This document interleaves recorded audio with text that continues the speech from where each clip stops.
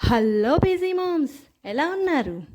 ఈరోజు మనం అమ్మమ్మల కాలం నాటి ట్రెడిషనల్ రెసిపీ మినప వడియాల పులుసు ఎలా చేసుకోవాలో నేర్చుకుందాం. దీనికోసం ముందుగా ఒక నిమ్మపండంత చింతపండుని నానబెట్టి రెడీగా పెట్టుకోండి.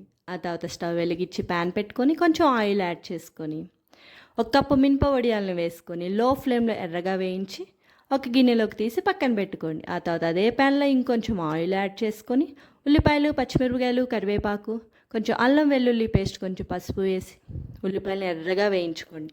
ఉల్లిపాయలు ఎర్రగా వేగిన తర్వాత మనం ముందుగా వేయించి రెడీగా పెట్టుకున్న మినపవడియాలు, అలాగే నానబెట్టిన చిన్న కప్పు శనగపప్పును వేసి ఒక 2 మినిట్స్ మగ్గిన తర్వాత కొంచెం ఉప్పు, కారం, పసుపు, ధనియాల పొడి, ఇంగువ వేసి ఈ స్పైసెస్ అన్నీ కొంచెం వేగిన తర్వాత ఒక కప్పు చింతపండు రసం పోసి ఒక 10 నిమిషాలు ఉడికిన తర్వాత కొంచెం బెల్లం యాడ్ చేసుకొని ముందుగా ఉడికించి రెడీగా పెట్టుకున్న ఎగ్స్ని యాడ్ చేసుకుంటే మన ట్రెడిషనల్ రెసిపీ మినప వడియాల పులుసు రెడీ.